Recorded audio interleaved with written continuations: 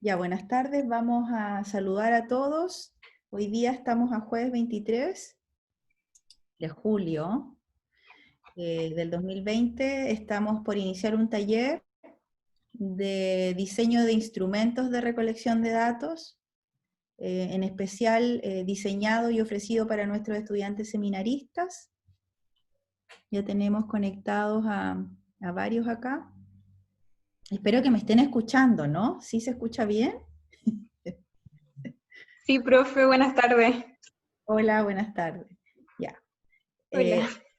Como les he dicho también en algunas ocasiones, de repente es bueno prender la cámara para saludar, hacer un hola y ya después pueden, para que Daniela se sienta que está conversando con personas al otro lado de la pantalla. Pero ya, ellos de repente van a, van a abrir sus cámaras. Ya, entonces voy a oficialmente, mientras se unen más participantes, vamos a decir que el objetivo del taller es apoyar a los estudiantes en que ellos puedan, ¿no es cierto?, tener más claridad respecto a algunos instrumentos de recolección de datos que puedan usar en sus seminarios de título. Algunos de ellos están usando herramientas netamente cuantitativas, Daniela, como análisis estadísticos de bases de datos, es decir, de información secundaria. Pero hay otros grupos de trabajo y otras áreas en las que ellos están desarrollando temáticas más cualitativas, en términos de más bien investigación-acción, o sea, cuestionarios, encuestas, entrevistas, eh, focus group o grupos focales, como quieran llamar, o panel de expertos. Entonces, para que uno pueda de alguna manera darle una mirada un poquito más formal de lo que son estas herramientas, ¿ya? Así que esa es un poco la idea. Súper. Gracias por la invitación igual, Paulina, y a todos y todas los presentes. Ojalá les sirva y disfruten Sí, harto sí, el taller. Y también la es, aplicación, porque la etapa del seminario, del trabajo de grado, siempre es una etapa súper entretenida.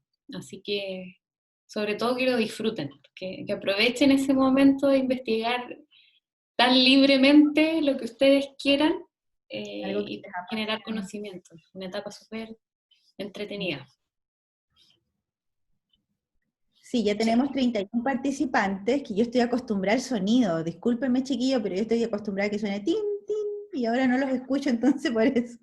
Ya, vamos a dar inicio, entonces yo creo que es un buen número. De hecho, habían 60 personas, más de 60 inscritos, así que yo creo que deben estar por llegar. Vamos a darle la cordial bienvenida a todos y todas, como dijo Daniela. Quiero presentar oficialmente a mi querida Dani, la Daniela Enríquez. Ella es socióloga, ella es además directora alterna del Instituto de Políticas Públicas, de nuestro querido IPP, y el Instituto de Políticas Públicas, como dice su nombre, ¿no es cierto?, apoya el desarrollo, la creación, el impulso de políticas públicas a nivel regional. Tiene un equipo bastante multidisciplinario de personas, de disciplinas, así que es bien interesante. Daniela tiene mucha experiencia en lo que es el diseño de instrumentos, recolección de datos, análisis de información secundaria y recolección de información primaria. Por eso la invitamos y ella amablemente, dentro de toda su agenda, por eso es muy importante valorar estos espacios de capacitación virtual, eh, accedió, ¿no es cierto?, a esta invitación, a hacer un taller sobre diseño de instrumentos, apoyarlos en sus dudas, inquietudes. Entonces la idea es que Daniela tenga una presentación más o menos de unos 30 minutos, 40 minutos, pero ustedes le pueden hacer las consultas y luego dejar un espacio de unos 20 minutos, 15 minutos para preguntas específicas, porque el taller se va a cerrar a las 3:20, 3:25. O sea que ya ustedes sepan que a las 3:30 eso va a terminar. Entonces, sin más preámbulos, Dani, te dejo con el micrófono, puedes compartir pantalla, yo te voy a acompañar unos minutos aquí, y ya saludo a todos mis estudiantes y Espero que aprovechen el taller, lo vamos a grabar, lo estamos grabando y lo vamos a compartir después las presentaciones, la presentación y el video. Ya, súper. Muchas gracias, Paulina, nuevamente por la invitación. Como les decía, ojalá les sirva a los estudiantes y las estudiantes, ojalá este sea una instancia provechosa, así que por lo mismo pueden ir haciendo las preguntas si quieren, consideran que hay algo como muy importante, no duden tampoco en interrumpir para que podamos profundizar, ¿ya? Bueno, lo que tiene que ver con instrumentos de recolección de información tiene obviamente su relación con las metodologías para la investigación, específicamente metodologías de investigación en ciencias sociales. Independiente, ¿cierto?, de que yo específicamente soy socióloga, hay metodologías que se usan en distintas disciplinas, en la economía, en ciencias políticas, etcétera, principalmente por la característica, ¿cierto?, de que trabajamos con personas, de que los datos que nos interesa recoger son a través de las personas. Eso es súper relevante. Ahora, hay en general dos metodologías, como a grandes rasgos, ¿cierto?, que son las más utilizadas en ciencias sociales, en ciencias económicas, y que tienen que ver, por una parte, con una mirada deductiva, eso quiere decir de lo general a lo específico, y por otra parte, un proceso más bien inductivo, que es característica de la metodología más cualitativa. Ahora, hay como siempre en la metodología más clásica la discusión, ¿cierto?, o la tensión entre estas dos metodologías. De hecho, van a conocer ustedes probablemente gente muy cuanti y gente muy quali, pero también existen los análisis mixtos. De hecho, ambas metodologías tienen fortaleza y tienen debilidades. No hay ninguna metodología que sea perfecta, todas tienen alguna limitación, y por lo mismo es súper importante el ver ambas opciones como una alternativa para poder comprender mejor los fenómenos. Ahora, ¿de qué depende una metodología específicamente? ¿O qué metodología yo voy a usar? La principal pregunta ahí, ¿cómo es que yo voy a entender mi objeto de estudio y cuáles son mis objetivos? Finalmente, el objetivo de una investigación, sea cual sea, siempre va a ser lo más relevante. Y para eso, obviamente, tengo que trabajar muy bien en el planteamiento del problema, porque en la medida que yo más conozca el problema, más fácil voy a tener presente qué metodología es más adecuada para poder comprender ese objeto de estudio. La metodología cuantitativa en general nos permite representar una realidad, describir, explorarla, etcétera, pero tiene como un objetivo bastante claro en ese sentido de representar. Por otro lado, la metodología más quali tiene más bien una orientación hacia comprender. Y por lo mismo, no necesariamente vamos a hablar de una representación de una realidad social, sino que más bien de un insumo para poder comprender mejor una realidad determinada. Ahora, ambas metodologías, y esto es súper importante, son investigación científica. No las ciencias sociales se llaman ciencia por casualidad, se llaman ciencias sociales porque son una metodología científica, y en ese sentido es súper importante que las cosas no se hacen al tuntún, sino que tienen una estructura, tienen un diseño, tienen un paso a paso que permiten que los resultados tengan confiabilidad, tengan validez científica. ¿Ya? Eso es súper importante, porque generalmente les va a pasar después en el mundo profesional, cuando, por ejemplo, se habla de una encuesta, muchos creen que es venir y hacer un par de preguntas. Y no, el hacer una encuesta, el diseñar un instrumento es un proceso que tiene que tener referencias, tiene que tener un sustento científico. Así que eso también es súper importante para tenerlo presente. Hay un montón de bibliografía también en lo que tiene que ver con metodología en ciencias sociales y económicas, así que igual la invitación es a explorar en ese sentido, porque la metodología finalmente es diseñada por también los mismos investigadores, por lo mismo hay mucho espacio también para innovar, para poder hacer distintas cosas y distintos procedimientos, ¿ya?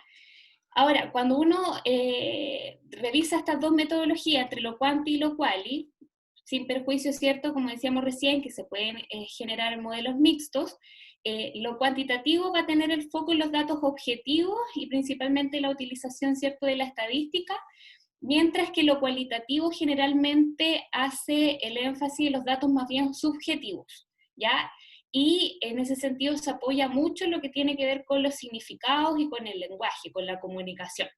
Ahora, cuando uno dice subjetivo, como que se prenden las alarmas, ¿cierto? Y uno dice, ¡oh, eso no es científico! Bueno, ahí también hay una discusión que no deja de ser relevante, qué es lo objetivo y qué es lo subjetivo. Y es todo un gran tema lo que tiene que ver con la epistemología, que suena un concepto que quizás algunos hayan escuchado antes, quizás otros no, pero la epistemología es el cómo yo conozco mi objeto de estudio, y que es muy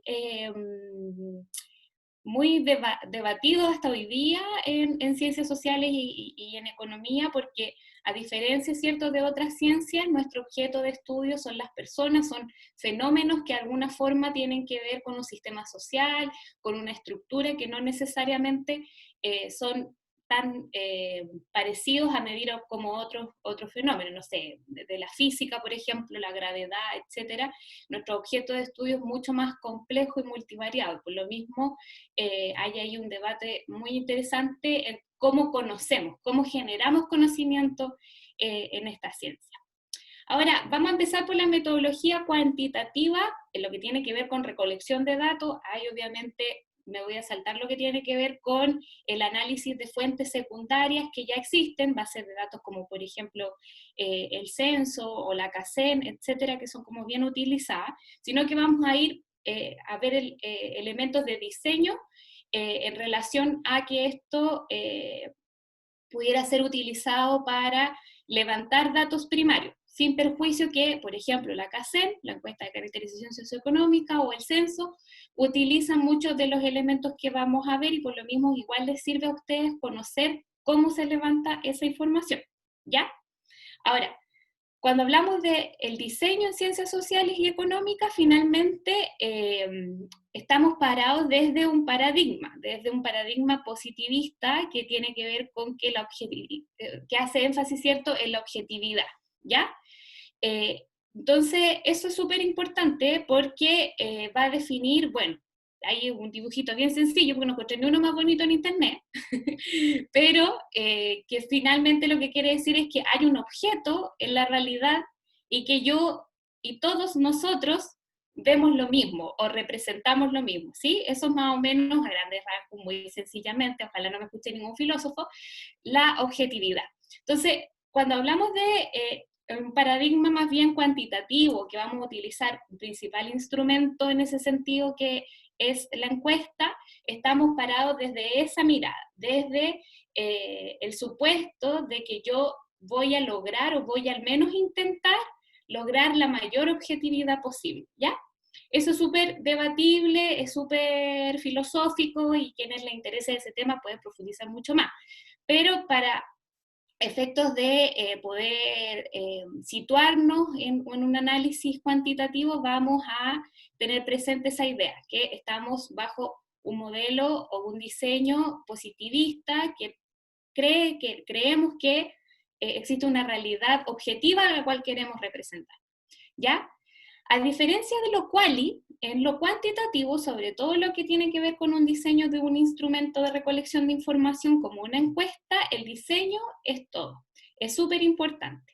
¿Por qué? Porque cuando uno hace todo este proceso de diseñar la metodología, el diseño específico que vamos a utilizar, la muestra, el muestreo, el instrumento, el trabajo de campo, después del trabajo de campo no hay vuelta atrás.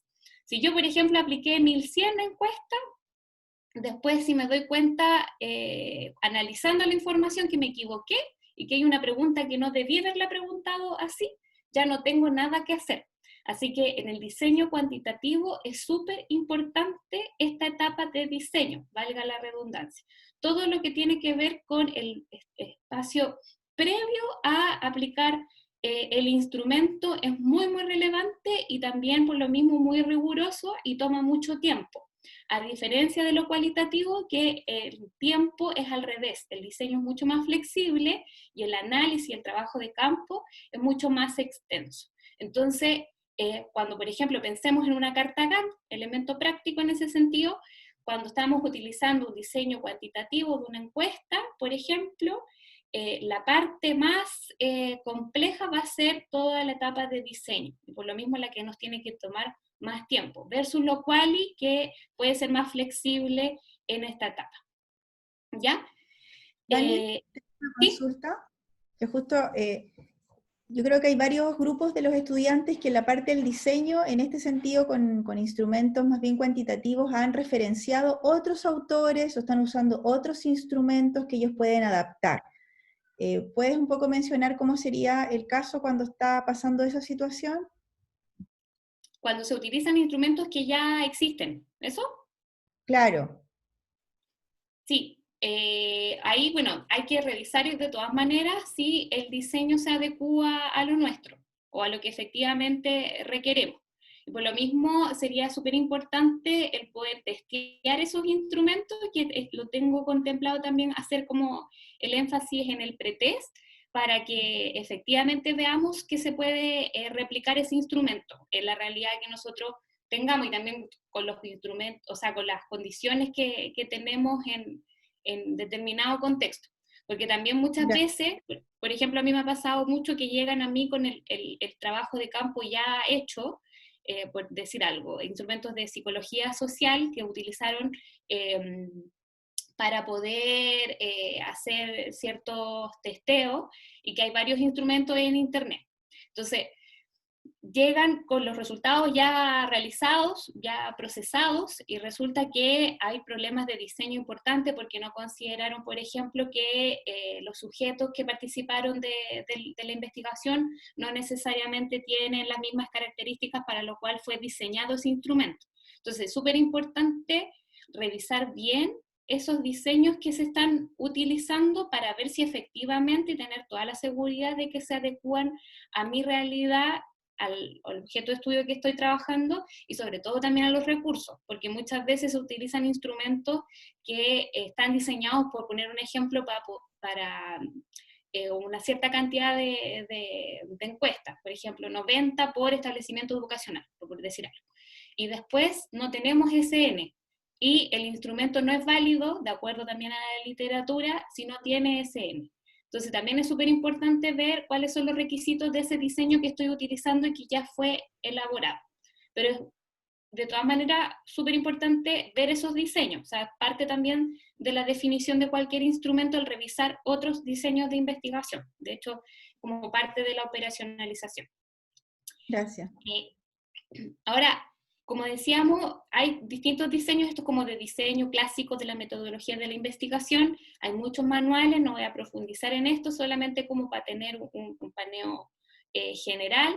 Generalmente los exploratorios cuando hay fenómenos o procesos que no se han estudiado antes, y obviamente ahí dependiendo de la complejidad del estudio, qué otros niveles de investigación podemos utilizar.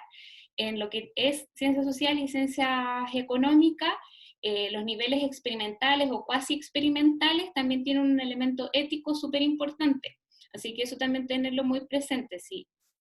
Que si bien son muy complejos en el sentido de que necesitamos grupos de control específicamente para poder llegar a esos niveles, y que aún así es complejo porque es muy difícil controlar las variables que intervienen, ¿cierto?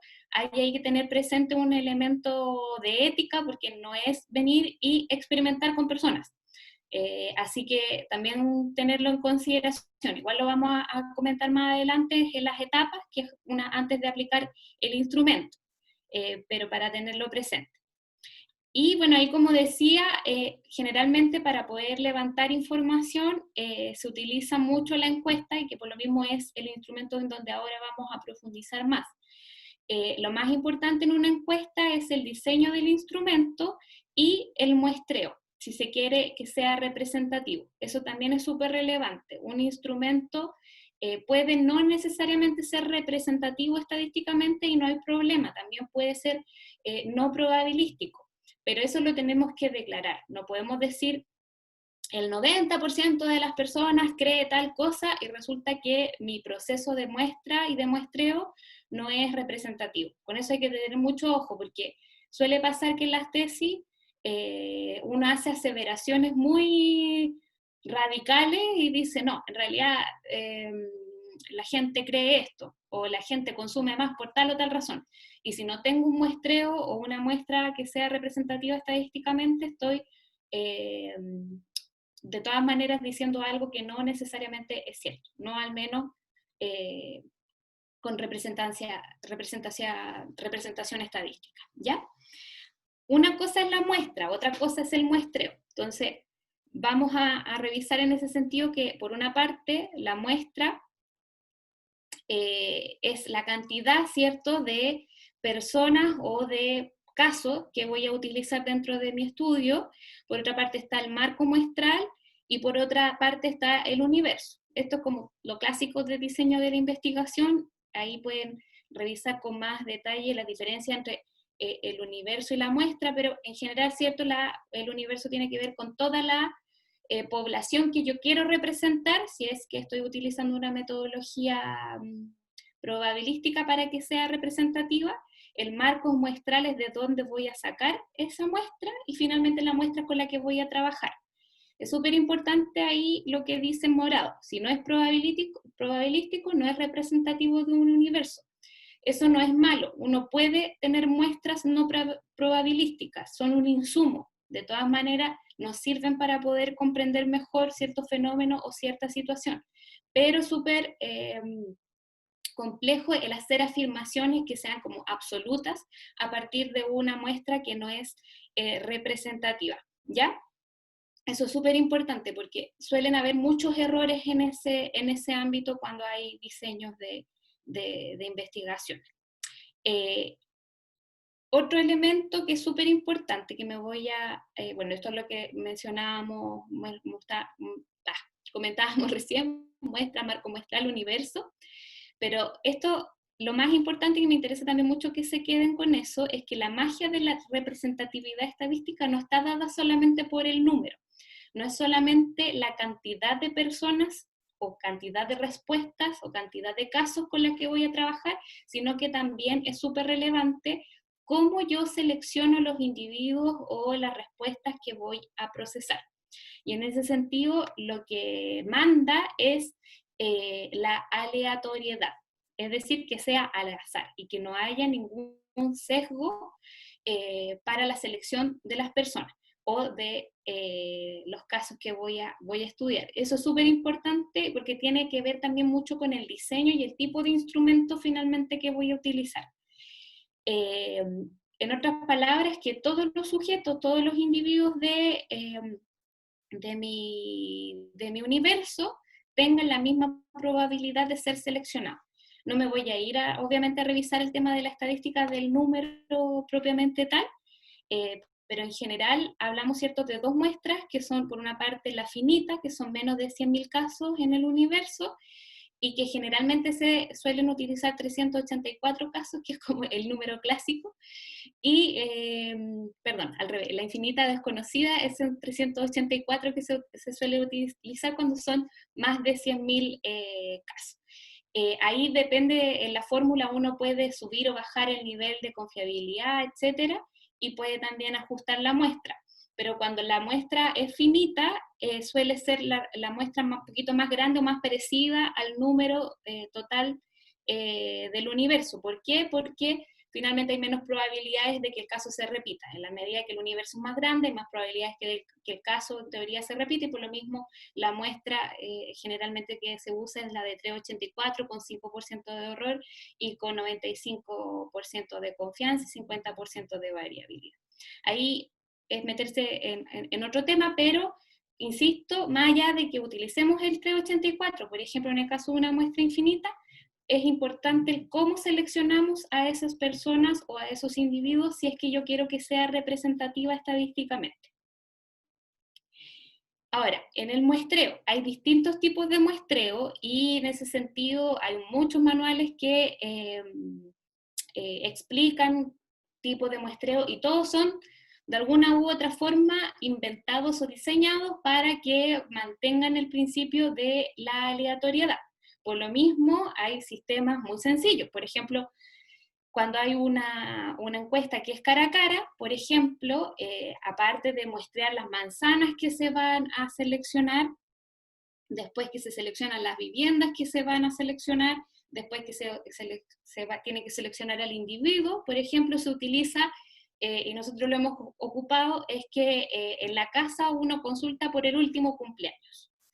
Y con eso logramos que sea aleatorio. También se le pide, por ejemplo, a la gente que haga una lista de las personas que están en ese momento en la vivienda. Por ejemplo, está mi mamá, mi papá, mi hermano, y uno los ordena y selecciona siempre el número 3. Y el último que se mencionó es la persona que se va a encuestar. Entonces, si se dan cuenta, no es algo que necesariamente tenga un diseño muy complejo, sino que es más bien asegurar el principio de la aleatoriedad. Y por lo mismo, por ejemplo, un Excel que nos saque un número aleatorio también puede ser utilizado cuando tengo un marco muestral que es definido. Por ejemplo, tengo la lista de los estudiantes de la Universidad Católica del Norte, tengo una lista del 1 al, no sé, 1300, por decir algo, de X universo de estudiantes. Si yo lo selecciono aleatorio con un Excel, logro mantener el principio de la aleatoriedad. Entonces, además del número de la muestra, logré un muestreo que es probabilístico y puedo generar un estudio que sea representativo estadísticamente, ¿ya?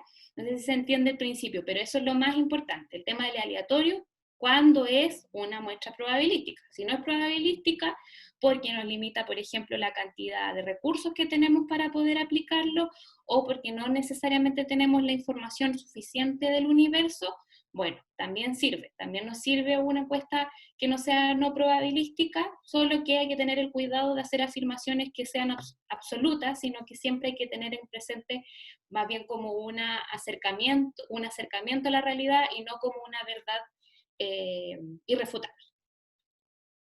Ahora, el instrumento, que es casi lo más importante. ¿Cómo se hace el instrumento? ¿Cómo se hace la encuesta?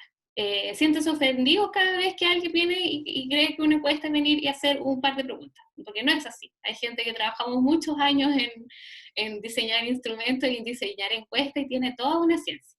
Hay muchos manuales también en este sentido, así que los invito también a revisar más información. Pero en general lo que se hace para poder diseñar una encuesta es lo que se llama la operacionalización, ¿ya? Y que tiene que ver con un proceso de identificar las dimensiones del estudio, las subdimensiones y luego las variables del estudio, ¿ya? ¿Cómo se identifica todo eso? En base a los objetivos. Por eso los objetivos son tan importantes y los objetivos tienen que quedar muy bien diseñado, porque dependiendo de los objetivos va a depender la calidad de mi instrumento, ¿ya?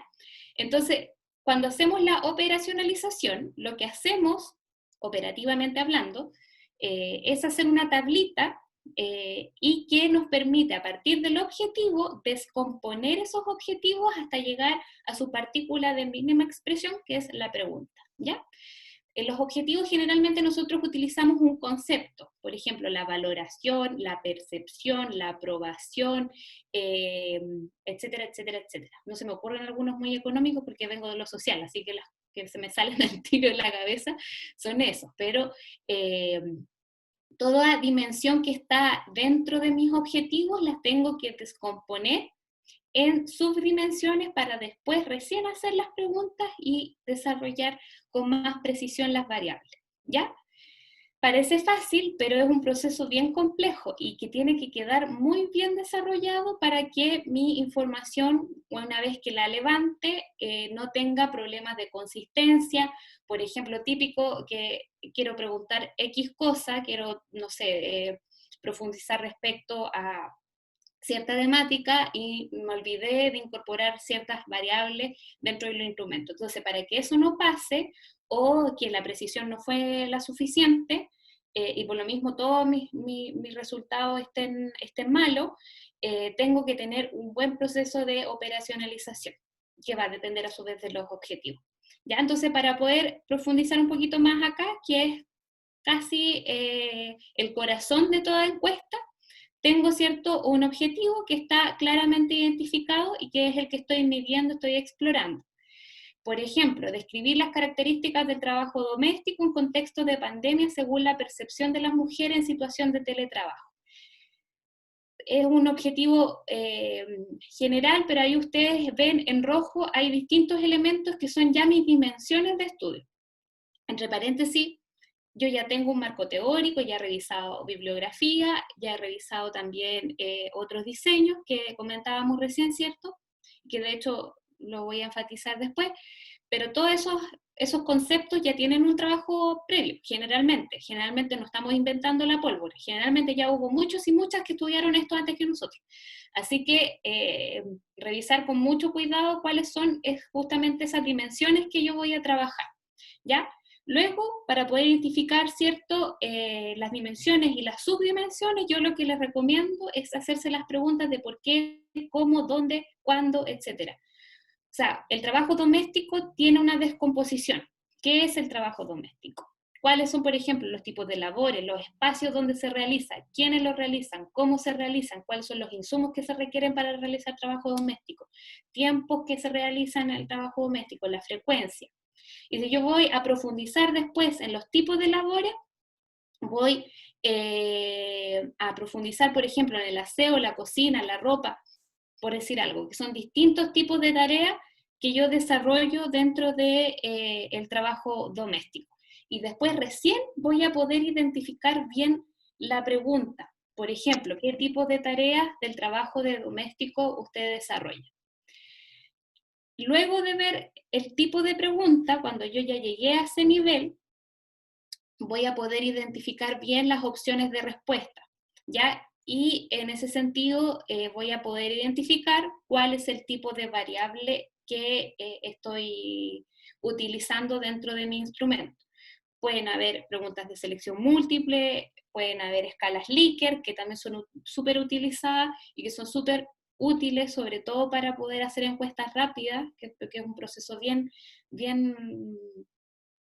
ágil de preguntar. Pueden ser preguntas abiertas, y voy a identificar también el nivel de la variable, si es nominal, ordinal, escala.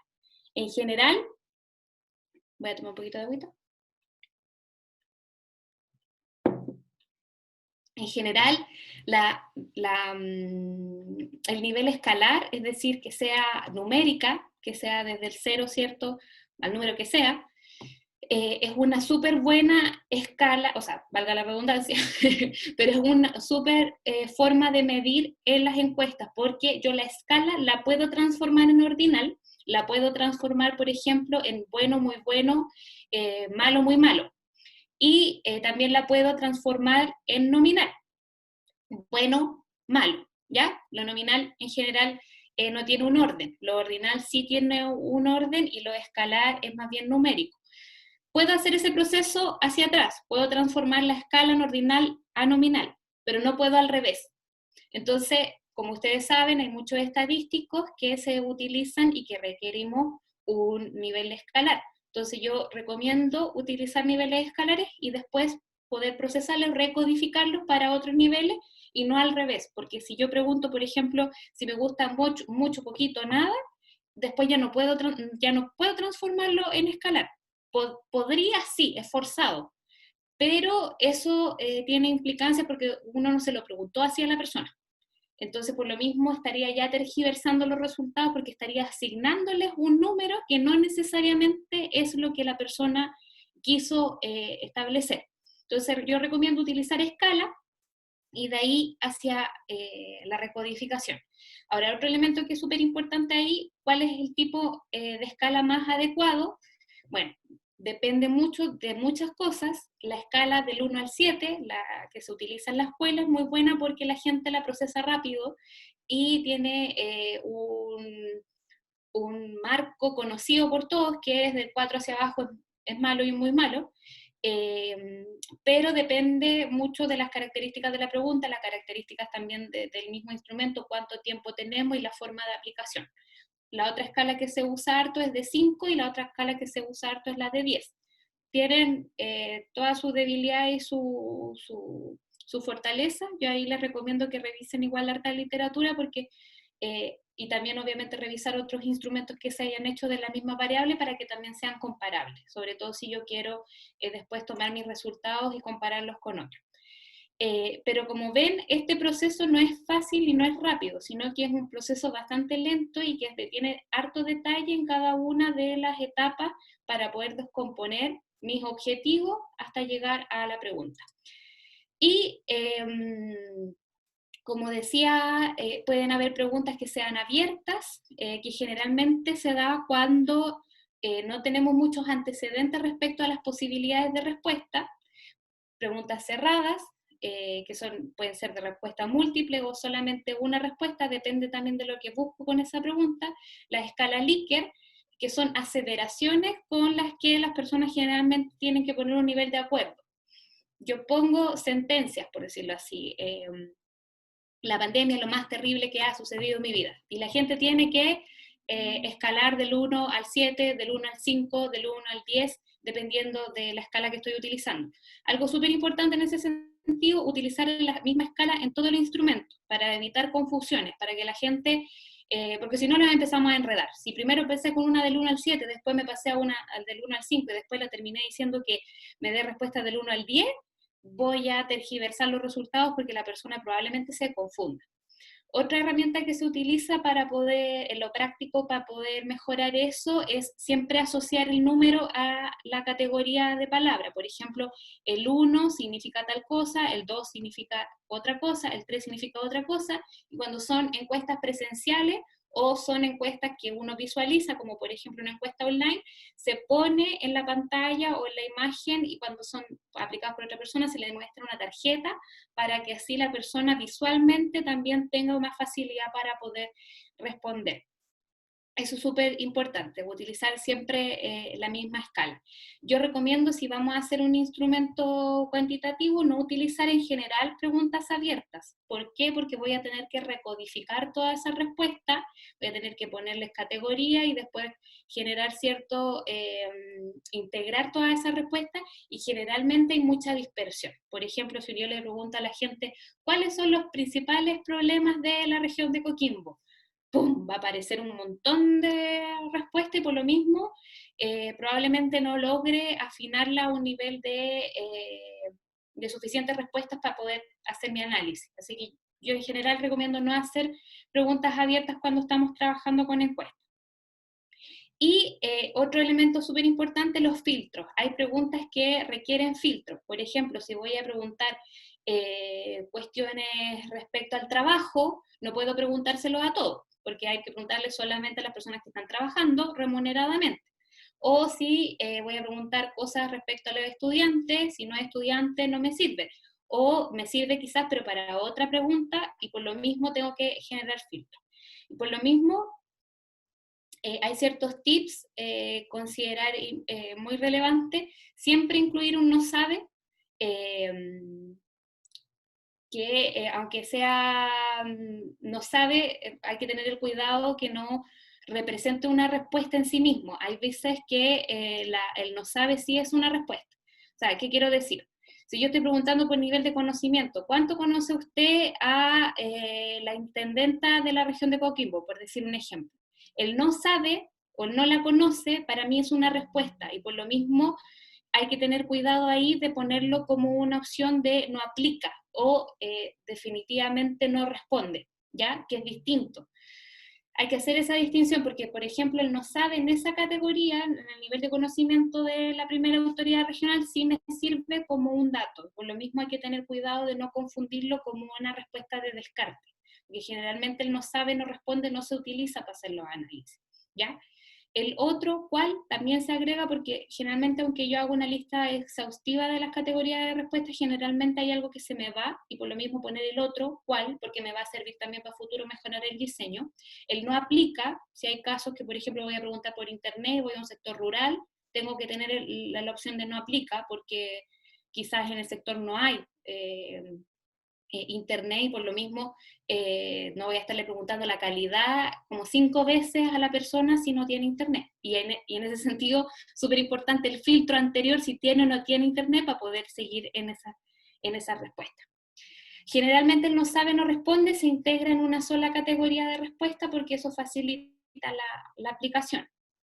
Y esto, que hablábamos de la operacionalización, que es la identificación de las dimensiones, subdimensiones, variables y después las preguntas, si bien parece un proceso lineal y que se hace con esta tablita que revisábamos recién, no necesariamente es así, es un proceso que igual es integral. La tabla nos ayuda a poder hacer el ejercicio más bien analítico, ¿ya? Pero tenemos que hacer el ejercicio circular, eso quiere decir que hay dimensiones y subdimensiones que se van a relacionar, y también preguntas que se vinculan, y por lo mismo es súper importante hacer una mirada integral del instrumento y no por separado, porque puede pasar que si lo hago por separado y no tengo una mirada después integral del instrumento, quizás en la primera parte estoy preguntando algo que se relaciona mucho a la segunda y que no tiene relación con otra, y por lo mismo después cuando haga el diseño del orden de las preguntas, no voy a tener claridad cuál es la mejor forma.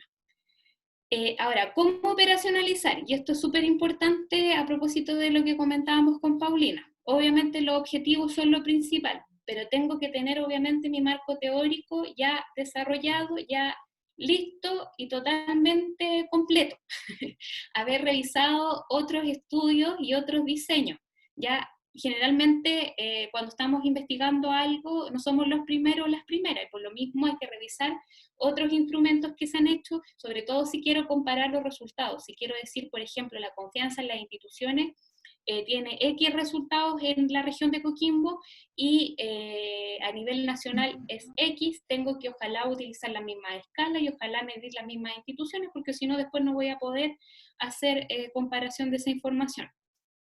Otro elemento que se usa mucho son los levantamientos cualitativos cuando los estudios no se han hecho antes, cuando son temas de verdad demasiado nuevos. Por ejemplo, ahora la pandemia genera un montón de situaciones muy, muy excepcionales. Claro, ahí hacer un levantamiento cualitativo previamente, eso quiere decir hacer entrevistas, grupos focales, me pueden mucho ayudar a hacer un buen instrumento. Yo les recomiendo, si están estudiando algo que no ha sido explorado antes, hacer algunos instrumentos quali previamente para que la encuesta quede mejor diseñada. Y otro insumo también es súper importante, panel de expertos y expertas. Preguntarle a otros que han trabajado este tema antes que nosotros. Ahora, ¿cómo hacer que mis preguntas sean confiables y válidas? Ya esos son como 2 principios que se utilizan en la metodología de ciencias sociales y económicas. La confiabilidad. ¿Sí? Antes que continúes con el tema de la confiabilidad, que es súper importante, hay muchos estudiantes que aquí están trabajando como con consultorías de empresas o analizando, ¿no es cierto?, temas más bien organizacionales, para que tú después les comentes un poco qué preguntas son buenas para los focus group o estos paneles de expertos, ¿ya? Para que lo puedas referenciar. Ya, super. Sí, ahí, bueno, para todo tipo de instrumentos, y esto también vale justamente para cuando uno hace instrumentos quali previamente, etcétera, lo importante para que sean las preguntas confiables y para que tengan validez deben ser, uno, exhaustivas. O sea, yo si voy a hacer una pregunta, especialmente en una encuesta, y que tengo 5 opciones de respuesta, esas deben ser las 5 opciones posibles. No puede alguien llegar a responder esa encuesta y que tenga una opción número 6. Si eso pasa, es porque no están todas las categorías de respuesta. Tienen que, es súper importante ser exhaustiva. Otro elemento, y bueno, entre paréntesis, aunque nosotros lo intentemos, generalmente va a haber algo que se queda fuera, por eso es importante poner el otros, ¿ya? cuando son cosas. Hay otras veces que, por ejemplo, cuando es mucho, más o menos, regular, poco, ahí es más fácil de cerrarla y tener absolutamente todas las preguntas, las respuestas, perdón. Pero en ese sentido, claro, si yo le voy a preguntar a la gente si le gusta mucho o no le gusta, si pongo solamente 2 respuestas, por ejemplo, ¿le gusta o no le gusta? Probablemente haya gente que quiere decir que le gusta más o menos. Entonces, a eso se refiere con ser exhaustivo. Tienen que estar todas las posibilidades de respuesta dentro de las categorías de respuesta. Deben ser excluyentes. Es muy parecido, por ejemplo, me gusta más o menos que me gusta regular. Eso no puede pasar, porque si no la persona se va a confundir y no va a saber qué responder. Y voy a tener gente que respondió en una categoría y otra gente que respondió en otra y querían decir lo mismo, ¿ya? Eso tiene que ver con la validez de la pregunta, que la pregunta efectivamente evalúe o mida específicamente lo que yo quiero medir. Deben ser confiables, se entienden, la persona logra comprender, ¿cierto?, lo que yo estoy preguntando, y eso no es fácil. Hay ejemplos que les voy a dar más adelante que uno no se imagina. Deben ser válidas, deben ser respuestas reales, como les decía, por ejemplo, territorio rural es un caso clásico que uno pregunta cosas que no son, porque uno viene de un mundo distinto y por lo mismo terminas preguntando qué hacen los fines de semana, va a la discoteca y resulta que no hay discoteca. Entonces, ese tipo de cosas tampoco pueden pasar porque aparte de ser inviables en el análisis, porque al final va a tener 0 respuestas y va a decir, oh, nadie va a la discoteca. No, resulta que no hay discoteca.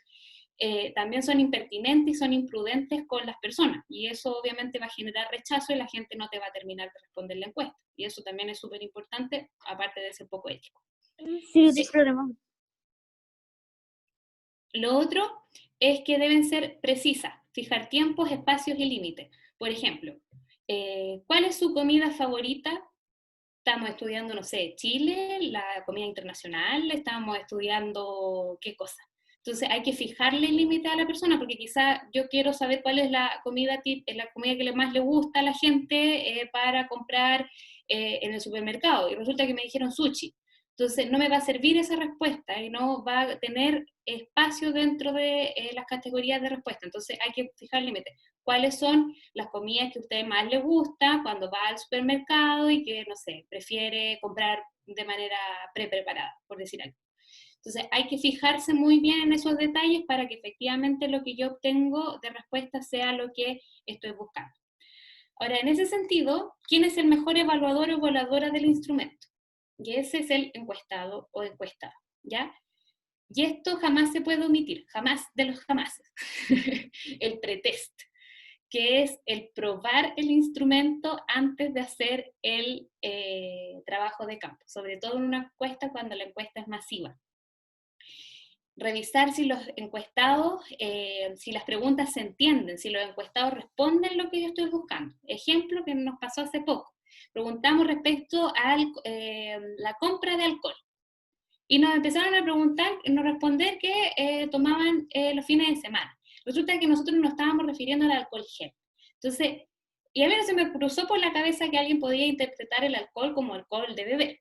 Y resulta que la gente más joven, más joven que yo y que toma, porque yo no tomo casi nunca, sí lo tenía incorporado como una de las opciones. Entonces, pudimos visualizar esa diferencia y le precisamos después compra de alcohol gel a propósito de una observación de un pretest. ¿Ya? Es súper importante hacer el pretest para ver si los encuestados responden lo que yo estoy buscando dentro de la pregunta. El pretest también es súper importante para revisar el tiempo de la encuesta. Ahí depende del tipo de aplicación cuánto tiempo es recomendable. Y súper importante en ese sentido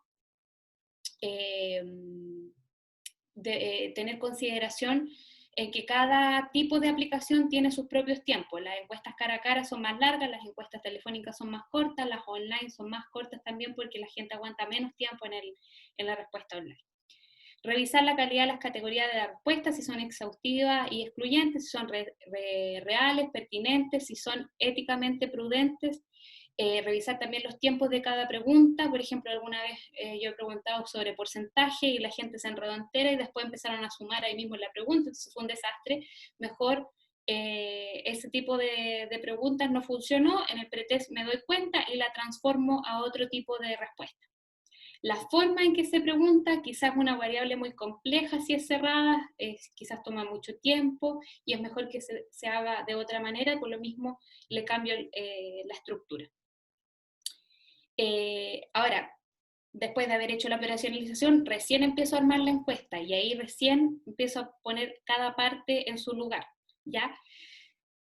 Después de haber hecho el pretest, ya mi encuesta está mejorada, ordeno cierto las variables de la operacionalización, mi resultado en ese sentido, integro las variables independientes, género, nivel socioeconómico, nivel de educación, ocupación son las clásicas, pero dependen mucho de mis niveles de respuesta. Por ejemplo, si yo quiero comparar las horas de trabajo de hombres y mujeres respecto a la planificación académica, por inventar algo, y resulta que no les pregunté el género, no voy a poder hacer ese cruce. Por lo mismo, es súper importante siempre integrar variables independientes que nos permiten después hacer esos cruces para poder aplicar estadísticas. Esas preguntas yo recomiendo hacerlas al final, porque es más fácil para que la gente ya está habituada y son rápidas. Es rápido, no pienso en la respuesta, sino que la doy nomás. Entonces, cuando ya pasan 10 minutos, sobre todo en una encuesta, por ejemplo, telefónica o en una encuesta cara a cara, ya esas preguntas uno las hace y pasan rapidito. Yo recomiendo hacerlas al final porque ya hay confianza también de parte de la persona. Los datos de supervisión, sobre todo cuando son encuestas cara a cara en terreno, dejar un número de teléfono de contacto para poder preguntar a la persona si efectivamente responde a la encuesta. Revisar la lógica, si es inductiva o deductiva, ahí es debate, si voy desde las cosas más generales, desde lo más a lo más específico. Eso depende mucho más bien del investigador y la investigadora, y también las preguntas de selección y filtro. Hay veces que yo voy a querer aplicar instrumentos solamente, por ejemplo, a mayores de 18 años, personas de 18 o más, y por lo mismo le pongo un filtro al principio. Si me responde que sí, avanza, si no, no. Y también los saltos que hay dentro de una misma encuesta. Eso es súper importante. Tipos de encuestas, y con esto voy cerrando para poder pasar a lo cual y dejar un espacio de preguntas.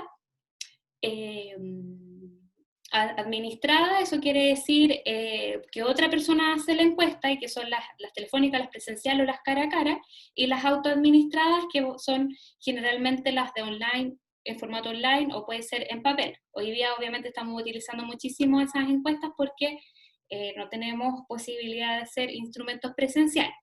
Ahora, cada instrumento tiene sus debilidades y sus fortalezas, cada proceso de administración tiene sus cosas buenas y sus cosas malas, pero en ese sentido es súper importante declararlo y tener en consideración esos sesgos que existen cuando se aplican determinados instrumentos.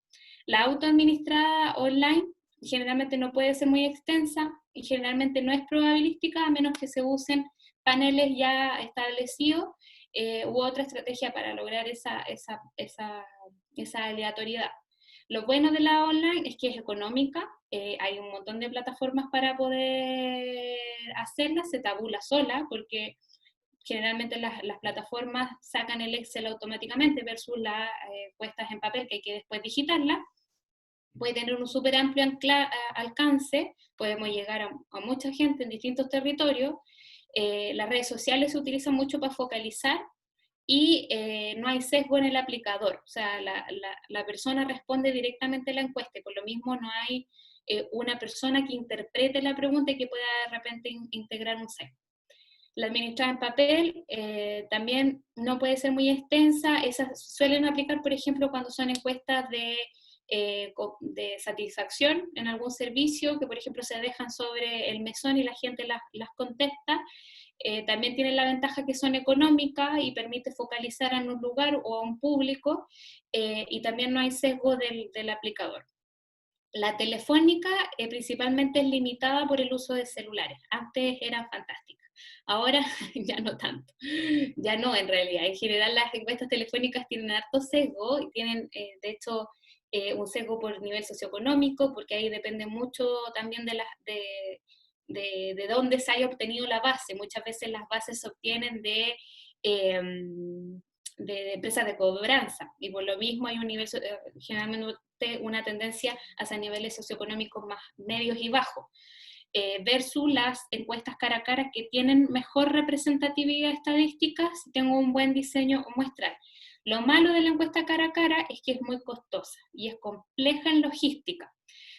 Ahí la principal estrategia muestral que se hace tiene varias etapas y tiene una extensión territorial importante para poder abarcar diferentes realidades. El mejor ejemplo de la encuesta cara a cara, pero que por lo mismo, por su alto grado de complejidad y por su alto grado también de representatividad muy utilizada, es la CACEN. La CACEN se hace cara a cara, ¿cierto? Va un encuestador y es muy compleja en su implementación, pero es muy buena en ese sentido para calidad estadística. Voy a llegar acá con las encuestas para dejar unos minutos de pregunta y voy a aprovechar de pasarme al tiro algunos elementos de las entrevistas, que tenía como otros elementos antes, pero en relación al tiempo me los voy a saltar y así pueden ver otros tipos de instrumentos.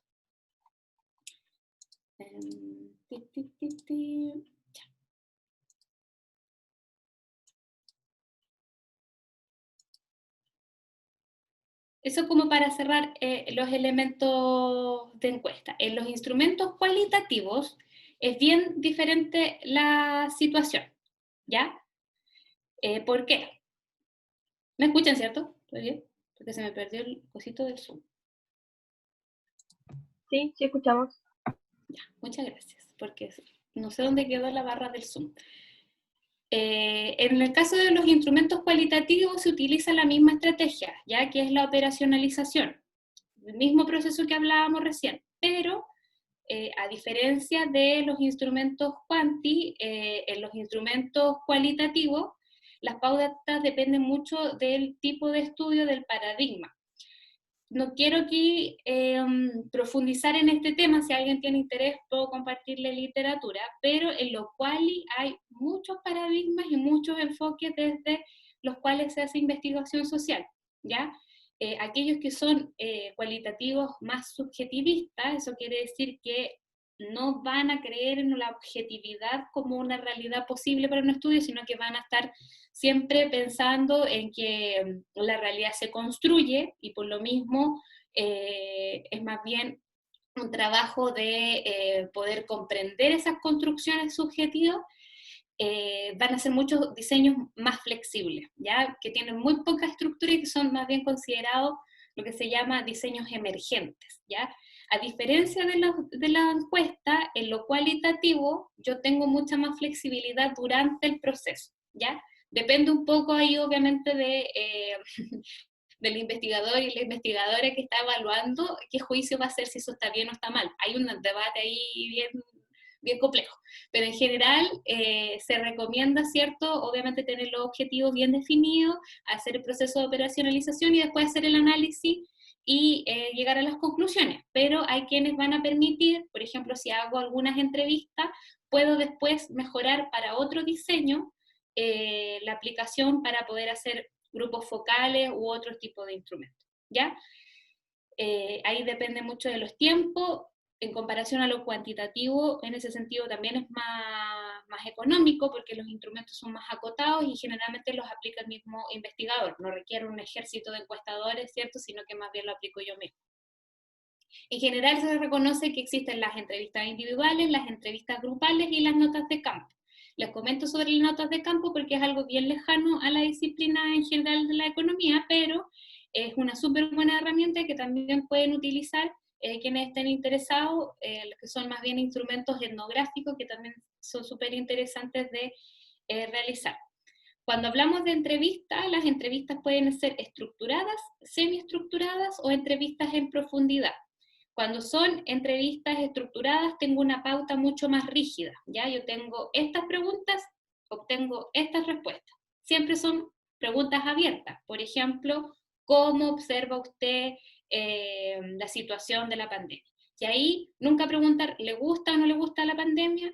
Siempre, ¿por qué? Porque al final cuando pregunto sí o no, obtengo esa respuesta. Entonces voy donde el entrevistado y le digo, ¿usted le gusta cómo está implementándose el plan de reactivación económica? Sí. y ahí quedé.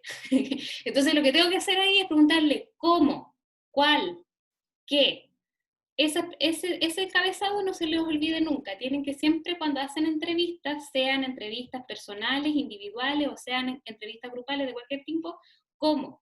El cómo es la mejor forma de preguntar para que pueda obtener yo una respuesta más contundente, porque ahí lo que me importa, ¿cierto? No es que me elija una alternativa, a diferencia de la encuesta. En la entrevista lo que me importa es que una respuesta contundente, un relato, ¿ya?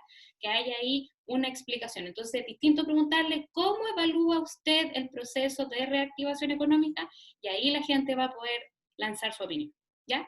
Entonces, hay entrevistas que son estructuradas, que son rígidas, semiestructuradas, que es lo que yo recomiendo más, es la forma más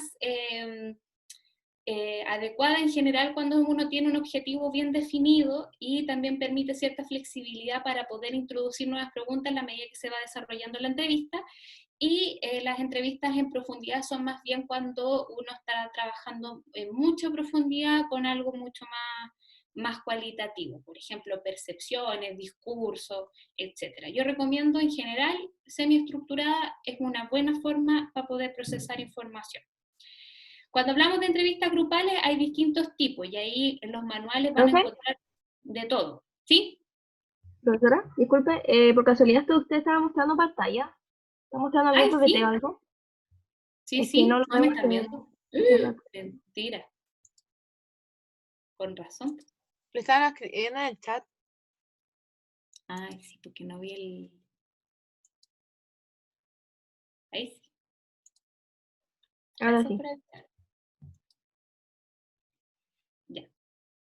Ya, eso es lo que les estaba mostrando recién. Pero yendo ya a las entrevistas grupales, entrevistas grupales pueden ser de distintos tipos. La grupal in situ es cuando yo estoy haciendo más bien trabajo de campo y voy al territorio o al lugar donde estoy levantando información y encuentro un grupo y aplico la entrevista en ese mismo grupo que ya existe, ¿ya? El grupo focal, esto lo tengo en realidad en la otra diapositiva. El grupo focal tiene más bien el objetivo de generar consenso y generalmente las personas, aunque no se conozcan, pero tienen características similares. Por ejemplo, si yo quiero hacer una evaluación dentro de, no sé, cómo se han dado las clases online y mi interés es sacar algunas conclusiones, algunos aprendizajes sobre las clases online, voy a juntar a profesores de disciplinas similares para que hagamos el focus y no voy a mezclar disciplinas, porque no quiero distintas visiones, yo lo que quiero es que lleguen a consenso, ¿ya?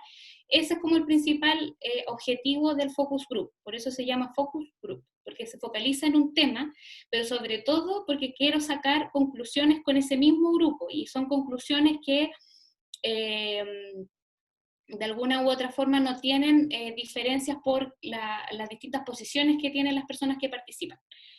Si ese es mi objetivo, voy a hacer grupos focales. Ahora, si yo lo que quiero es disenso, eso quiere decir quiero distintas miradas, quiero reconocer la diversidad de opiniones que existe sobre cierta materia, voy a mezclar. Voy a mezclar edades, voy a mezclar personas que generalmente no se conocen y que tienen características distintas. Por ejemplo, estudiantes con profesores, con administrativos, y voy a evaluar en un grupo de discusión con personas con distintas características ese mismo tema. Pero voy a obtener obviamente más discusión. Y eso es lo que quiero. Y de hecho el rol del moderador en un grupo de discusión es que no se pongan de acuerdo, para que de alguna forma podamos generar diferencias de mirada. Y la otra herramienta que se utiliza muchísimo son los talleres. Y ahí hay un montón también de manuales, pueden googlear e incluso también pueden diseñar sus propios talleres, el mapa parlante, cartografía participativa, el famoso FODA, los collage, árbol de problemas, etc. Va a depender mucho también del tipo de público con el que yo trabajo. Si hay públicos que de repente podría suceder, por ejemplo, que no saben leer y escribir, es súper bueno trabajar con dibujos, trabajar con cosas que sean sencillas. Si trabajo con niños, obviamente con niñas, es más conveniente trabajar con dibujos, por ejemplo, como un mapa parlante, y de esa manera logro que se comuniquen y que puedan trabajar sin problema. Ahora, en general, cuando uno hace un taller, ¿cierto? Se hace una introducción, tengo que presentar los objetivos, etc. ¿Se puede o no se pueden presentar elementos? En ese sentido me refiero a, ¿se puede, por ejemplo, presentar alguna estadística o algo así? No necesariamente. Se entregan las instrucciones, se hace trabajo en grupo, que pueden ser homogéneos o heterogéneos, dependiendo de los objetivos, y va a haber un apoyo de un moderador o moderadora. Generalmente se recomienda trabajar con grupos de 6 a 8 personas, no más que eso, y que cada grupo tenga un apoyo de un moderador o moderadora, y después una instancia de plenario. La instancia de plenario es súper importante para mis conclusiones. Y para ir terminando en función del tiempo, esto es súper importante y aplica tanto para la aplicación de una encuesta como para la aplicación de una entrevista o aplicación de una entrevista grupal o taller. No incluir nunca la respuesta. Yo lo que estoy haciendo es poder aplicar un instrumento para saber lo que la gente opina. Entonces no voy a partir diciéndole, bueno, en realidad la economía está tan mala, entonces me gustaría saber lo que ustedes opinan. No, porque ahí le estoy diciendo y estoy ya instalando, ¿cierto?, una forma de ver las cosas. Yo, cuando aplico un instrumento, lo que quiero es conocer lo que la gente opina. Y por lo mismo, no inducir la respuesta y tener mucho ojo con las cosas que se dicen. Hay otros enfoques, hay algunos enfoques que van a ser críticos en ese sentido, van a decir en realidad el investigador siempre, la investigadora siempre está induciendo. Puede ser, pero en teoría estamos trabajando desde la base que queremos obtener información objetiva y por lo mismo no queremos inducir respuestas, ¿ya? No hacer juicio sobre la respuesta. Si la persona me dice que la economía está fantástica, no le voy a decir, oiga, pero ¿cómo se le ocurre? ¿Cómo si la economía está tan mala? No, porque también estoy invitándolo a participar justamente de la investigación para conocer su opinión, no para reafirmar la mía. Y por lo mismo no opinar sobre lo que piensan o dicen los participantes. Hay veces que uno está en una entrevista y opinan de otra cosa, comentan de otros temas, y ahí también tener mucho ojo. Obviamente que hay situaciones éticas que uno de repente va a entrar a intervenir, y ahí para la gente que investiga temas complejos, de repente se enfrentan a situaciones muy complejas, pero en general, cuando son cosas de la opinión en general de la gente, no opinar sobre lo que hacen, lo que dicen o cómo lo están haciendo. Tratar de profundizar en los elementos que emergen en relación a los objetivos de la investigación. Si yo estoy investigando sobre la opinión de las personas en X materia, bueno, y me empiezan a hablar de eso, ahí puedo ir profundizando, sobre todo cuando son entrevistas semiestructuradas. Ya, por eso yo recomiendo mucho esa herramienta. Y por último, ser colaborativo, cordial, amable, comprensivo. Es súper relevante también una actitud porque finalmente, bueno, es lo que trabajan mucho los psicólogos y que se llama rapport, que es el generar las condiciones para que las personas se sientan en confianza para compartir información. No es fácil. Hay gente que tiene como muchas habilidades en ese sentido y no es como llegar y empezar a interrogar a alguien. Hay que generar una dinámica y un espacio y un ambiente que sea afable en ese sentido.